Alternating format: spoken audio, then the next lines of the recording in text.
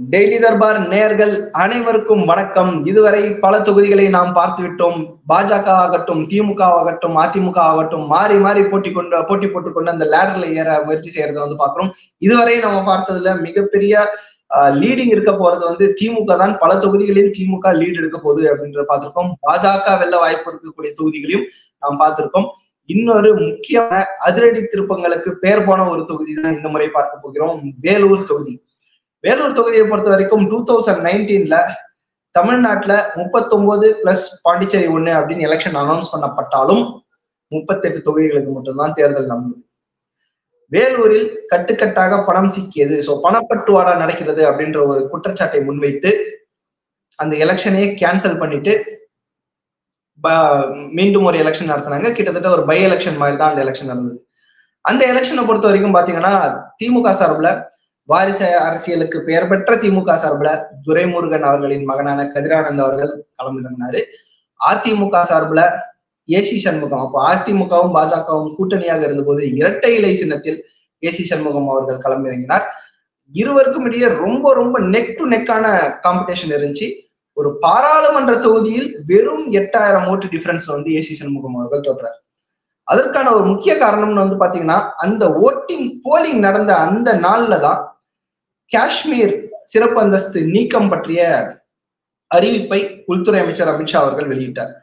So வேலூரை சுற்றியுள்ள வாணியம்பாடி மற்றும் ஆம்பூர் போன்ற முஸ்லிம் மக்கள் பெரும்பான்மையாக வசிக்கக்கூடிய அந்த பகுதிகளில் ஓட்டிங் பேட்டர்ன் இதை பயங்கரமா இன்ஃபுளுன்ஸ் பண்ணுச்சு அப்படின்னு பல கணிப்புகள் சொல்றாங்க.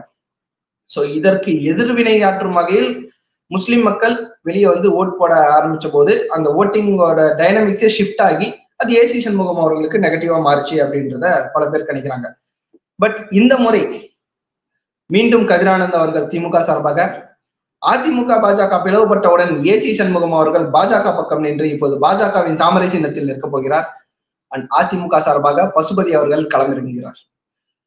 இங்க பாத்தீங்கன்னா இந்த பார்லிமெண்ட் செஷன்லயே இந்த 5 வருட பாராளுமன்ற கூட்டத்தொடரில் மிக குறைந்த அட்டண்டன்ஸ் வச்சிருக்கிற ஒன் ஆஃப் த எம்பிஸ்ல கதிரானந்த் அவர்களும் ஒருவர். சோ பெரிய அளவுக்கு தொகுதிக்கு பெர்ஃபார்மன்ஸ் பண்ணல அப்படின்ற ஒரு குற்றச்சாட்டு இருந்தாலும் துரைமுருகன் என்ற திமுகவின் ஆலமரத்தின் பேக்கிங் இருக்குது அப்படின்னு நம்மளால பார்க்க முடியுது. வேற ஆப்போசிட் சைட்ல ஏசி சண்முகம் அவர்கள் தன்னுடைய தனிப்பட்ட செல்வாக்கை நம்பி களமிறங்குகிறார். பிளஸ் அவருக்கு பாரத பிரதமர் நரேந்திர மோடி பிளஸ் பாஜகவின் தாமரை சின்னம், இது ரெண்டும் கை கொடுக்கும் அப்படின்ட்டு ஒரு எதிர்பார்ப்பு இருக்கிறார். அகெயின் இங்கே அதிமுக பின்னுக்கு தள்ளப்படுவதை நம்மால் கண்கூடாக பார்க்க முடிகிறது. காம்படிஷனே பாத்தீங்கன்னா கதிரானந்துக்கும் ஏசி சண்முகம் அவர்களுக்கும் தான் டஃப்பான காம்படிஷன் இருக்க போகுது அப்படின்ற மாதிரி சர்வே முடிவுகள் சொல்லுது. இந்த வகையில கதிரானந்த் அவர்கள் ரீசெண்டான டைம்ஸ்லயும் பாத்தீங்கன்னா சர்ச்சைக்குரிய கருத்துக்களை பேசியிருக்கிறாரு.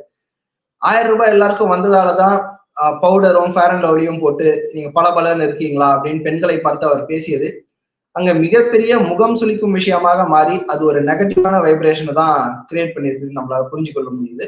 அதே சமயம் ஏசி சண்முகம் அவர்கள் அந்த தொகுதியில் பிரபலமான ஒரு நபரா, பிளஸ் அங்கே வலுவாக இருக்கும் ஜாதிய பின்புலமும் அவருக்கு சப்போர்ட்டாக இருக்கிறத பார்க்க முடியுது. அண்ட் முக்கியமாக அவர் நடத்தும் கல்லூரிகள் ஆகட்டும், அவர் செய்யும் சமூக சேவைகள் ஆகட்டும், இதெல்லாமும் அவருக்கு ஒரு நல்ல பெயரை ஏற்படுத்தி கொடுத்திருப்பதால் தன்னுடைய சொந்த செல்வாக்கு அவருக்கு கை கொடுக்கும் அப்படின்னு நம்புறாரு. ஏன்னா லாஸ்ட் டைமே பார்த்தோம், பாஜகவுக்கு எதிராக நடந்த ஒரு தேர்தலிலேயே வெறும் 8000 ஓட்டுல தான் அவர் தோற்கடிக்கப்படுகிறார். இந்த முறை மீண்டும் மோடி தான் பிரதமராக வரப்போகிறார் அப்படின்ட்டு எல்லாருமே ஆல்மோஸ்ட் ஏற்றுக்கொண்ட இந்த சமயத்தில் ஏசி சண்முகம் அவர்களும் பாரத பிரதமர் நரேந்திர மோடியின் கரங்களை வலுப்படுத்த வேண்டும் அப்படின்ற ஒரு பிரச்சாரத்தை பாஜக முன்னெடுக்கிறது. சோ இந்த பிரச்சாரம் எந்த அளவுக்கு ஒர்க் அவுட் ஆகுதோ அந்த அளவுக்கு ஏசி சண்முகம் அவர்களுடைய வெற்றி வாய்ப்புகள் பிரகாசமாகும். இதுவும் நெக் டு நெக் இருக்கக்கூடிய ஒரு தொகுதியாக தான் நம்ம பார்க்கிறோம். பட் அகெயின் ஸ்லைட்டான எட்ஜ் என்ன சொல்லணும்னு பாத்தீங்கன்னா கதிரானந்த் அவர்களுக்கு கொடுப்பதை நம்மால் தவிர்க்க முடியவில்லை. ஏன்னா சிட்டிங் எம்பியாக அவர் செயல்பாடுகள் பெரிய அளவில் இல்லை என்றாலும் திமுக ஆளும் கட்சி பிளஸ் துரைமுருகன் அவர்களின் மகன் அப்படின்ற பல்வேறு ஃபேக்டர்ஸ் அவருக்கு கை கொடுக்கும் அப்படின்னு எதிர்பார்க்க முடிகிறது. இது கடைசி கட்டத்துல கடைசி நேரத்தில் நடக்கிற தேர்தல் அதிரடி திருப்பங்களால் எந்த பக்கம் வேணுமானாலும் இந்த பேலன்ஸ் ஸ்லிப் ஆகலாம். AC Shanmugam sure shot second place வருவாரு அப்படின்றத சொல்ல முடியும். மீண்டும் அதே மாதிரி ஒரு நெக் டு நெக் டிஃபரன்ஸோட கம்மி டிஃபரன்ஸ் ஏசி சண்முகம் அவர்கள் தோல்வி அடைவதற்கும் வெற்றி அடைவதற்கும் வாய்ப்புகள் இருக்கு. ஸோ நெக் டு நெக் இந்த ரிசல்ட்ல இப்போதைக்கு இன்றைய தேதியில் திமுகவின் கதிரானந்த் அவர்கள் முன்னிலை வகிக்கிறார். ஆனால் கடைசி நேரத்துல எப்படி வேணாலும் மாறலாம் அப்படின்றதுதான் நம்மளுடைய வேலூர் அனாலிசிஸா இருக்குது. மீண்டும் இதே போல பரபரப்புக்கு பஞ்சம் இருக்காத இன்னொரு தொகுதியோடு வந்து சந்திப்போம். நன்றி.